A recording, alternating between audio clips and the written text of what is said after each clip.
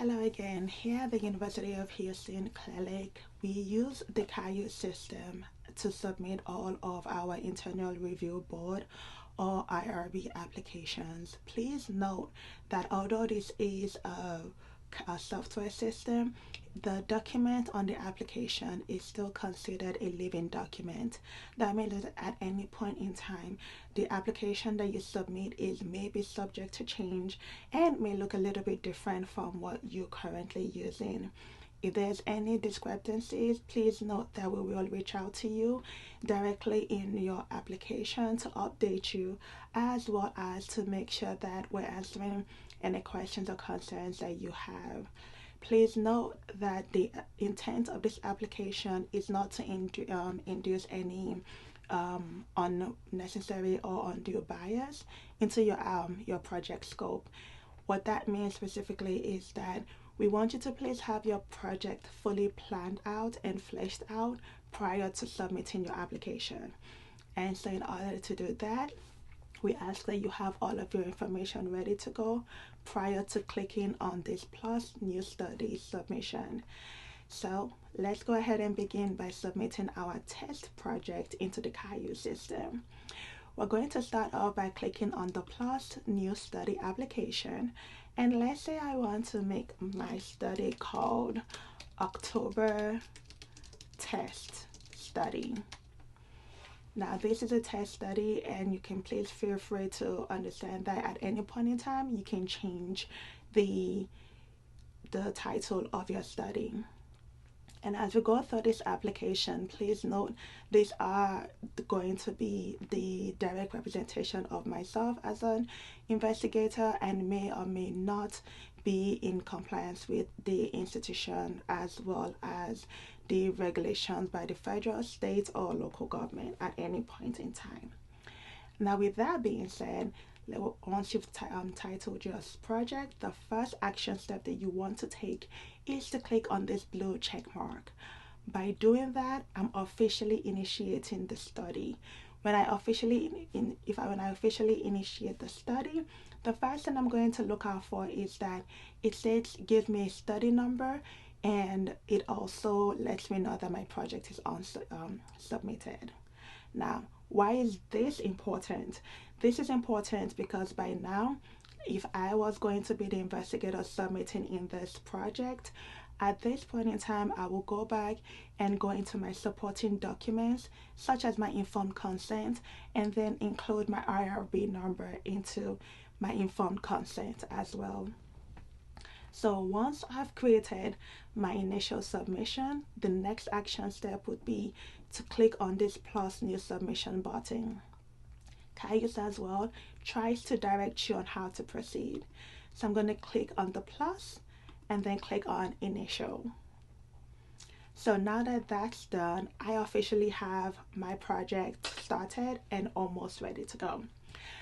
So for some housekeeping rules, I'm going to start off by reviewing the top bar here. So whenever you see your project, whilst you're working on it, it's going to remain in item number 1, which is the in draft portion. If you're a student researcher or if you are a primary investigator and you have co-PIs, as well as submitting your application, you would also need to certify your application. In order to do that, you're going to move on to action step number 2. Once your application has officially been certified, it would then move on to action step number 3.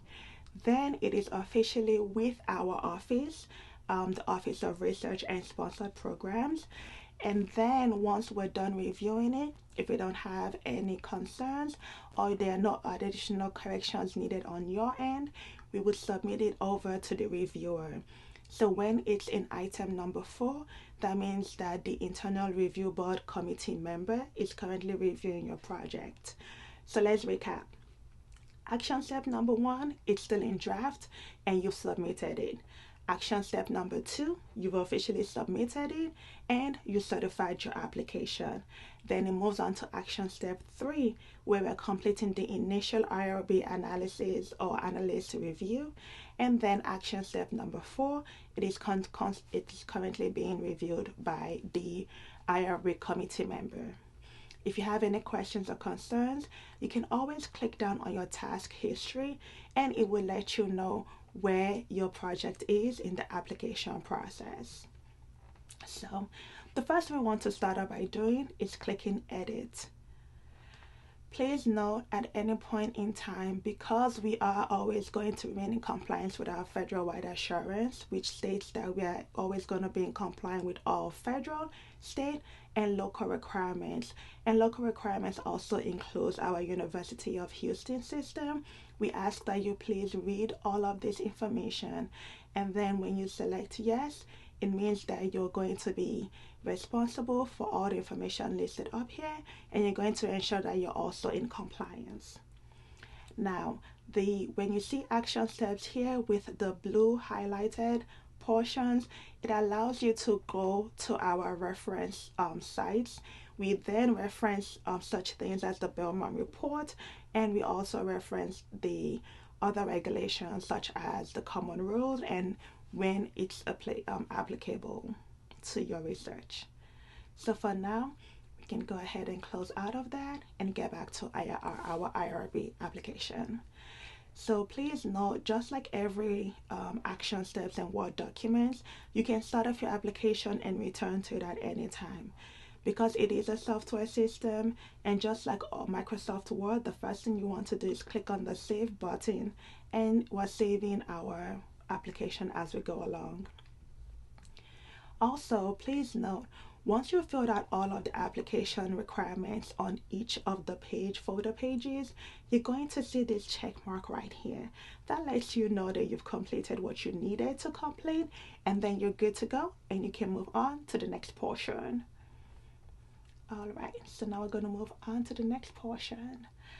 And over here, it's asking us some submission information. One of the things that we've also done to also improve our application process is that for every action item that we're requesting more information from you, we're always going to put a sentence indicating what we're looking for, and when applicable, we'll provide examples so that if at any point in time you're not sure, you're able to reference the examples more as a guiding example and not the actual verbatim requirements.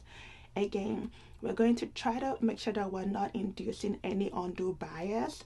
Ergo, we're going to make sure that you please understand and you please note that the examples that you're requested to provide are going to be based on your project scope, and it's going to be specific to your discipline as far as what is typically done in your industry. So the first item that we're going to answer is, are you inputting a legacy study? And over here, we try to give you some examples of what a legacy study is. Here at the University of Houston Clear Lake, UHCL, a legacy study is considered any study that does not rely on our FWA assurance, or any study that is going to be sent in for approval, which means that, let's say your application has reached its expiring date or before its expiration date, you please go ahead and resubmit your application. So for now, this is not going to be a legacy application, so I'm going to select no. And then, does this rely on an external IRB application? I'm just going to select no, put an NA here because this is an initial project submission. Are you collecting data for an in-class assignment? If I selected yes, then I can go ahead and answer any of these questions. And if I say yes, I plan on using it, it pops up all of these additional documents. But if I select no, then it's in a project that does not qualify for an IRB application. So please click on here so that it confirms that this is an application that doesn't qualify for an IRB application, and then this right here lets you know how to delete your application. However, since this is an initial application, I am going to select yes, and then am I using a retrospective? No. Prospective? Yes. And now that I've officially filled out all of the required fields here in this project, I now officially have my check mark, and then I can always come up here, click on save, save my application, and then move on to the next folder requirements. Again, I'm going to start off by selecting that I am a staff member. However, if you are a student, please note that you would have to select that you're a student. And if you're an undergrad student, you say, yeah, yes, I am an undergrad. If you're not, you just select not applicable. And then, is this related to your dissertation or thesis? You're going to select yes, and then continue on. Please note that if you're a student and this is in relation to like your dissertation, your thesis, or anything along those lines, please note that you will need to put in your information here as the principal investigator. And then you're going to scroll down here and look for the faculty sponsor portion, and this is where you're going to put your chair's information here. So again, this is going to vary from college to college, and it's going to vary from discipline to discipline. So whomever you've decided to make your faculty sponsor, this person's information is going to be filled out here. So for completion purposes, please note if you're a student, you will fill out the student's information, you will put your information as a PI, you will scroll down here and then add in your faculty's information here. But to go ahead and complete this, I am just going to select myself as a staff member, and then for the PI, I'm going to select my name. And typically it will be easier to pull everybody by their last name, because as you know, a lot of people can have the same first name. Once my information comes up, I'm going to select on the plus button. I see this is turned to the check mark. My name is down here, and then I click on save. Okay, so now we have all of our information set up. So earlier in this video, you heard me talking to you about completing your city training. This is where your city training comes into play. I know that a number of students may have the TA email or the research assistant's email. Please only use your student ID email, which has the corresponding 4 letters. If you don't do that, what we do is that we use this link to actually verify your city training. So I would typically come in here, click on view, and then look at all of the trainings that you've completed. Anything that is applicable to your research project scope, you will be expected to have completed the training. And if you haven't, again, we would update your application to let you know what other training requirements or what other training which we've noticed have been incomplete and need to be completed on your end. And again, that also goes for your faculty sponsor. If they haven't completed their training, they would also get a notification letting them know what trainings are required on their end. Okay, so you can see that the PI's information has been put in, as well as my primary contact. You can also put in any other co-investigators that you need to, but again, only the required fields which have the red asterisks have been must be filled out in each section. And now that it has officially been filled out, the next action step would be to again click on your green save button and then click on the next portion. Okay, awesome. So now we are in the study information section. Again, we have something explaining to us about what the anticipated start of our study should look like. Please note, although we do try to get things as reviewed and quick, we try to reduce the turnaround time as much as possible. Please still allot at least a good 3 to 4 weeks from the date you certify your application, not from the date that you're inputting the information into the Cayuse system, but from the date that you actually certify your application. So what does that look like? You're going to select this date. We are currently in September, and let's say that I am going to give when the last weeks of September. So just to give myself an additional time, I'm just going to select my anticipated start date is going to be October the 27th. Please note you will need enough time for your anticipated start date, and your anticipated start date can only be after your IRB application approval. At no point would we approve your application if your anticipated start date is prior, unless that is a current project scope that you've identified later on in the application. Now, let's talk about data collection. My anticipated start date is going to be October the 27th, but I do plan on taking my time in order to turn around and send out my notifications and then complete some initial interviews on my fictitious study that I just formulated. Ergo, I'm going to then select my actual start date as the 15th of December. And let's say that I plan on completing a 2 to 3 year study. You just select the year and then go to 2029 and then select the date from there. Now, what is your anticipated end study date? Let's say that after collecting my data, I'm going to spend some time reviewing it and then sending this to a couple of people to review. The next action step would be to select some time after the 29th, so I can again go to the year, give me enough time to send this out to multiple people, and then that would be my anticipated end of study date. If you have any questions, always feel free to reach out to our office and we can address any questions you may have regarding this application.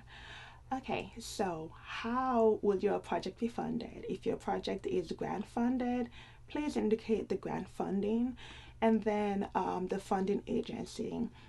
If it's not funded, you can always select no, my project would not be funded.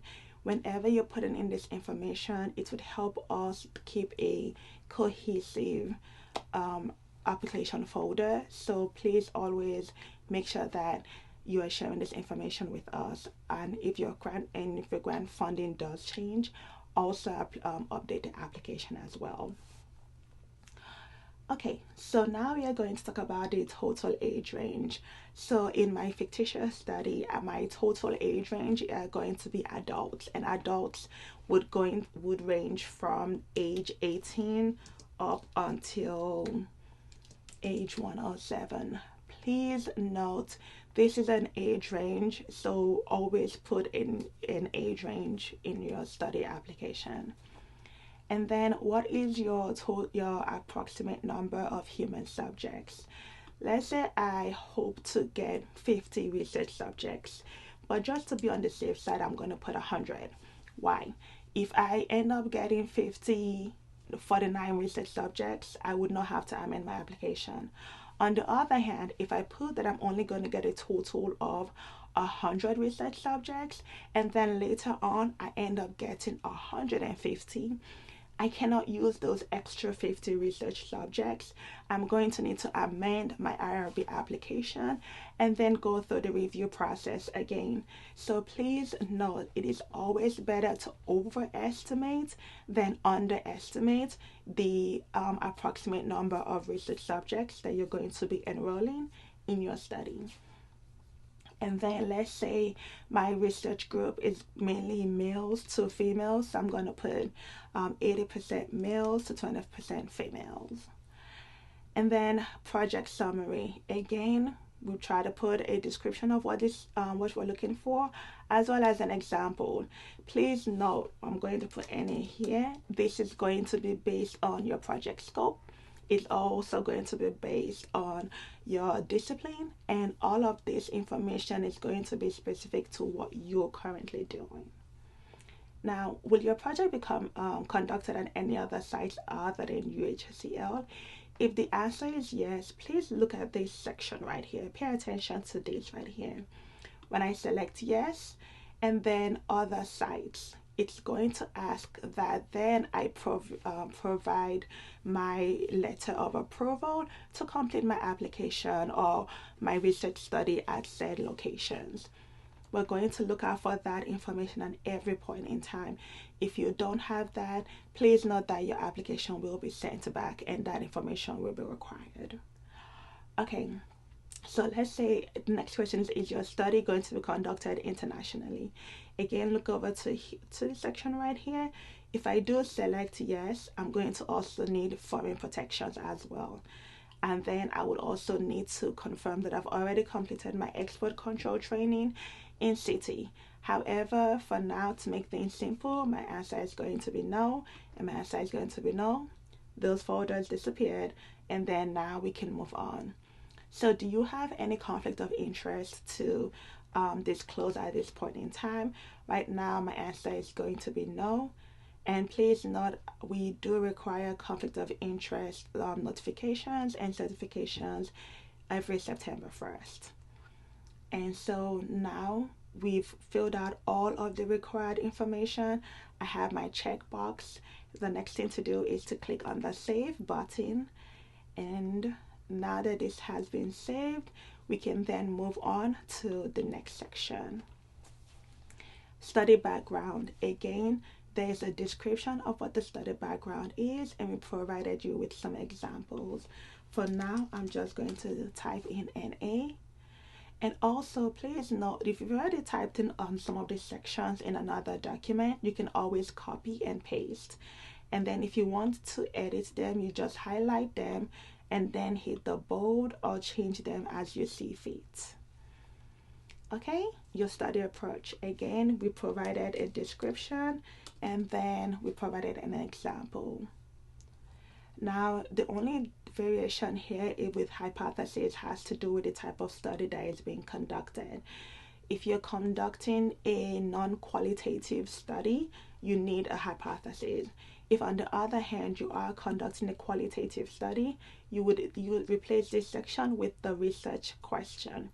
And then please fill out this section just as stated. Next, what is your objective? Please provide your objective. Again, we provided you with some examples as well as what we'll be looking for in this section. And then your outcome measures. We've also provided you with a number of examples as well as what we're looking for. Please provide as much details as possible. Next, your end of study definition. So what does your end of study look like? So for example, in my fictitious study where I was dealing with adults, my end of study would be the completing a survey, and then after that completing an interview, and then at the end of the interview I would have some money to hand out to them, and then when they sign the final document stating that they received the $50 gift card, that would be my end of study definition. The signing of the document stating that they've received the $50 gift card, because after that I would no longer have any interactions with said research subjects. So for now, that is going to be specific to your project scope as well as your discipline. Okay, inclusion criteria. Now, the inclusion and your exclusion criteria can get pretty broad as needed. However, we ask you to please only focus mainly on the project, on your research scope. So for example, my inclusion criteria are adults ages 18 to 107. They need to be able to read and write, and they must be able to provide informed consent after reading 2 tests practice questions. That would be my own inclusion criteria. It's going to vary from person to person. It's also going to vary from project to project. Again, please make sure that you've fully fleshed out and planned out your research prior to filling out your application, so you don't have any bias being introduced during the application process. Exclusion criteria. The most obvious one is going to be anybody under the age of 18. They would not be selected for my study. Next, your vulnerable population. please note, you always want to be able to describe and understand what a vulnerable member of your population would be. You're looking for power dynamics, you're looking for the possibility of undue influence into your research subjects or your study. So if I did have the possibility of including a vulnerable population member, that would be anybody between the age of 89 and older. Because remember, above I said my research subjects are going to be anybody 18 to 107 years of age. And then provide the necessary justification for their inclusion. And then I would also want to detail out what special arrangements I have made for them. Again, if you do select that you're going to have any vulnerable members of your population, always please provide that information. And you can see that we selected we provided a section for other. Always please review what your peers have done and use that data to be able to justify or select who would be a vulnerable research subject and who wouldn't. Again, excluded vulnerable population. Did I plan on excluding any vulnerable population? The answer is going to be yes. And my yes information is stating I excluded adults who could not read or write or things along those lines. I am excluding anybody who is living in a zip code or a facility, or whatever your justifications are. Please include that as well. Now, as we've gone through, we need to make sure that we filled out all of our application, all of the required fields. Again, it looks like I have not filled out all of my required fields, so I need to go back on, because I know this because I don't have my check mark right here. And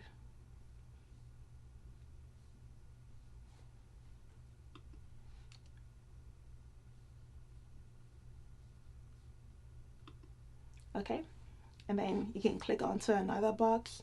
And so now that I have all of my required fields filled out, then I got my check mark. Again, click on save.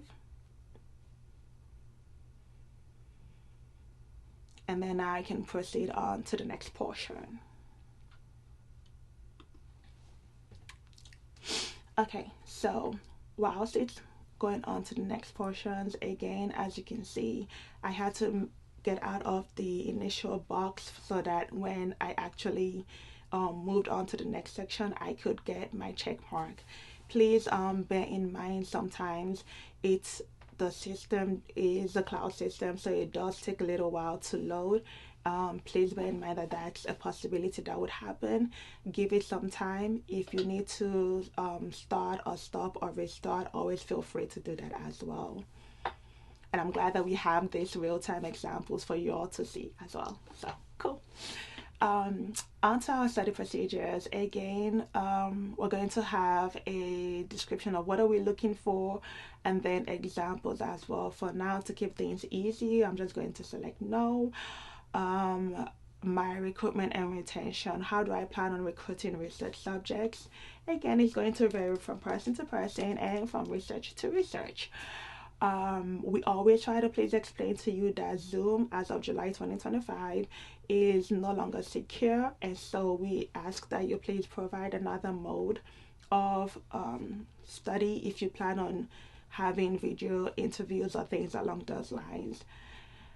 Again, will you be using any recruitment materials? Typically, if you're using a flyer, you would say, yes, I'm going to be using a flyer. And then you're going to say, we provided you with a link over here that allows you to go to our main website. And on the main website, it has all of the marketing information where you can see the different templates, or the Canvas templates, or the PowerPoint templates that you could use. So we really try to make this as interactive as possible for you guys. The next thing is, will you use any recruitment materials? Yes. If you're going to use it, please be sure to attach it here. What we're looking for is simply just completion of information, avoidance of any waiver language, and then also to ensure that the information on the flyer matches what you've stated in your project scope. Next, compensation. If you're going to compensate your research participants, how do you plan on compensating your research participants? So typically the question is going to be your methodology. When are you going to disperse your the funds, and then any unanticipated disbursement events. Please note that this is going to vary from research project to research project. Again, all of this is going to be very specific to what you're doing and what is permissible with your disciplines. Always please keep that in mind. Again, study procedures. What do you plan on doing? One-on-one interviews. Please identify which study procedures you're going to be employing in your study. Again, am I using audio recording, video recording? And then your study project products. What do I plan on doing? Please answer this question. And again, it's going to vary from discipline to discipline, project to project, as well as what you've decided was pertinent. Okay, now let's talk about your study methodology instruments. How do you plan on doing your study? What do you plan on doing? We provided you with a number of examples. Again, please make sure that you're selecting it according to your own discipline and your own research project scope. And then next, data collection. What does that look like for you?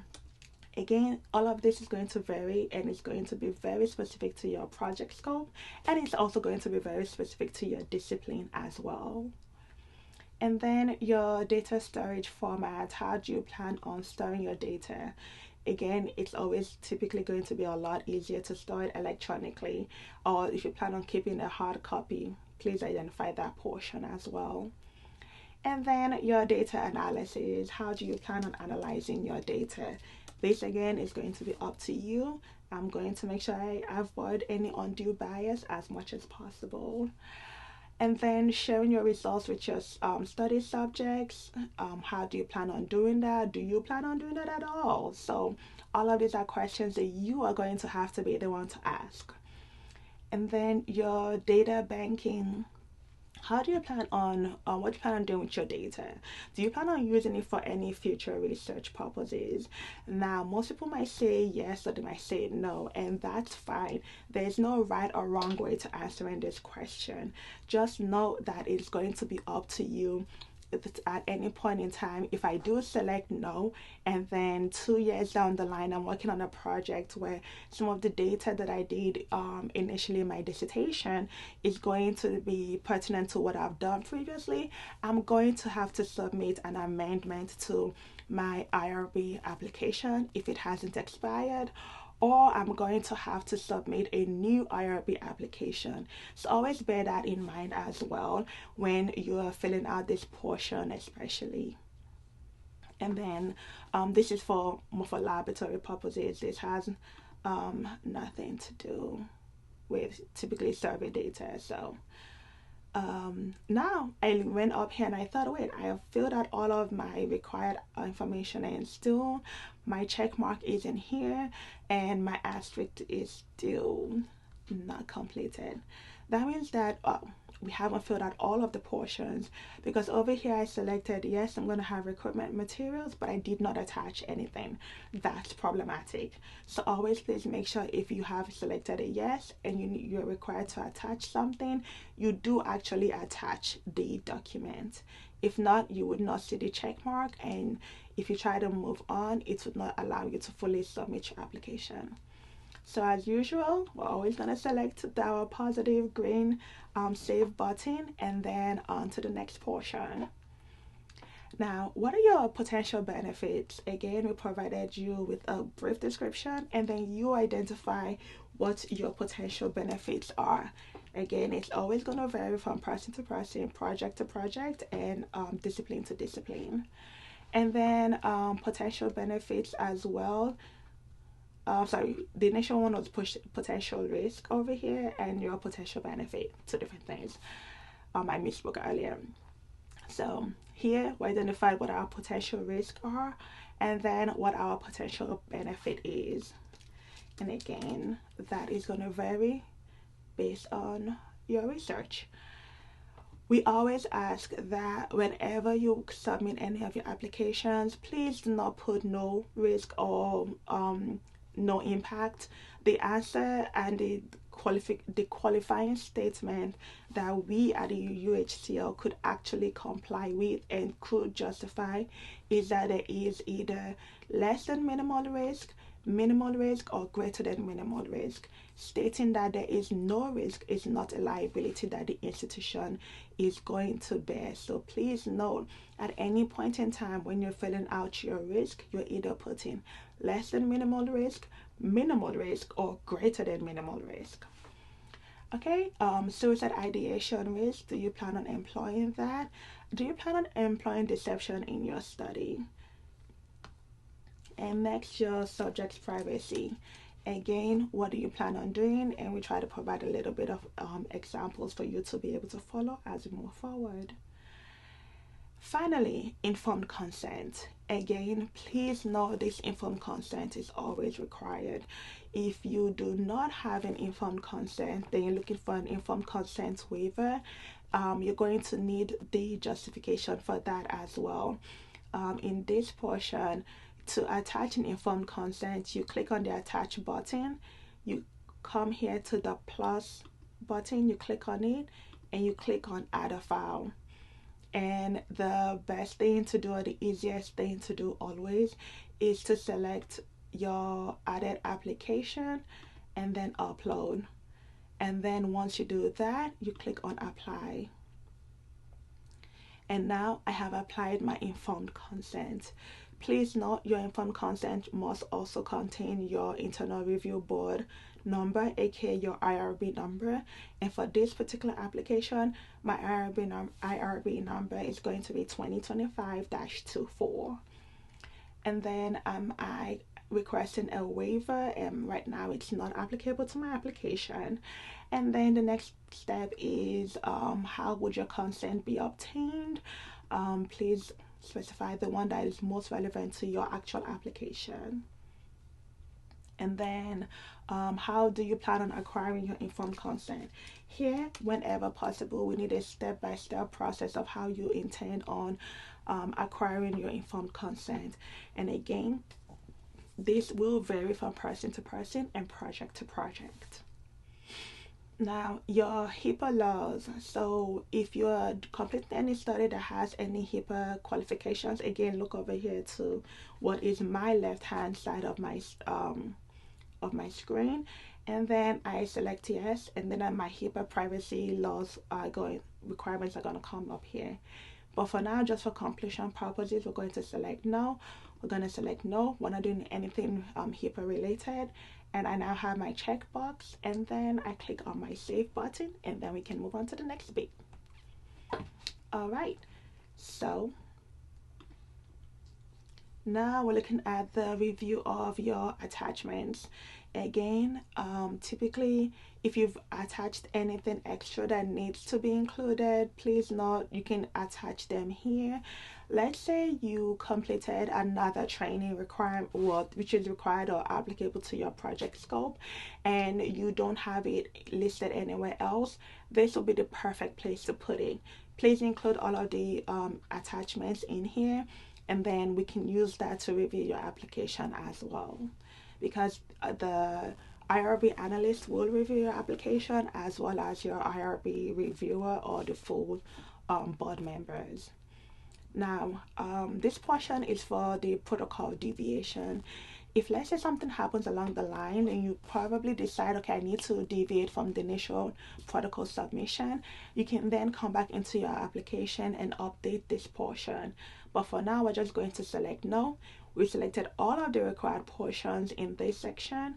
Again, we're going to click on the save button, and then we're going to move on to the next portion.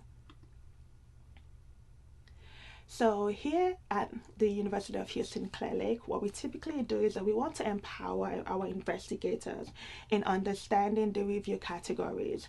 And in order to do that, we actually give you the portion or the option to select which review category you believe that your research in totality, like from start to finish, what portion of your research do you believe falls under what category. You can say, I believe my research falls under the exempt category. I believe my research falls under the expedited category. I believe my a portion of my research falls under the full convened board review. Please note that this is an option and not a verification. It is only the internal review board committee member or the internal review board committee chair that will make the final decision. This is just to empower you, for you to understand more of the types of the review categories. It does not mean that if you select that your application belongs under the exempt category 1, that your project will be reviewed under this category. It's just giving the option, it's just giving you the option to tell us what you believe your research category falls under. And please note, your research category can only fall under one category, meaning that although I have the options to select 2 categories, I can only have my project being reviewed under one of the review categories. So for example, I'm going to say that my research falls under exempt category 2, 1. And then I hit the save button and I move on. Please note at any point in time this is subject to change, and when it changes you will be notified, and from there we would let you know how to proceed. So now that I've completed all the portions of my required project submission, I want to submit my application. So now I want to submit it and I click confirm to submit my application. And again, this might take some time, please bear with the system. So now that I've completed my initial application, it now states that I'm waiting authorization. Again, if you have not clicked on the certified button, it is not with our office and we cannot do anything at this point in time, because we are empowering our investigators to go ahead and complete the applications. To kind of give you a good feel of how to complete research, the next portion would be to click certify. Once you click certify, I'm trying to move away. Okay. Once you click certify, you're going to submit this information. You as the investigator are certifying that all the information is complete and you remain in compliance. And then you're going to click on confirm. Again, give it some time. And then now that you I've certified my application, you can see that the first bar is completed, the second bar is completed, and now it is officially with the Office of Research and Sponsored Programs. And then if you always want to figure out, okay, well, where am I, what's the next step, just look at your task history, and it also provides us a timestamp. When did you submit your application? When did you certify your application? And then it gives you all of this information. I hope you guys can see. Okay, so it asks you, when did you submit your application, right here, and then when did you certify your application. All of this provides you with a good timestamp of what's going on with your application. For now, this officially ends our submission, and if you have any questions or concerns, again, my name is Anna Gateway. I am the Director of Research and Compliance at the University of Houston Clear Lake. You can always feel free to reach out to us. Our email address is sponsoredprograms@uhcl.edu, and our telephone number is 281-283-3015. Thank you, and I hope you have a lovely rest of your day. Goodbye.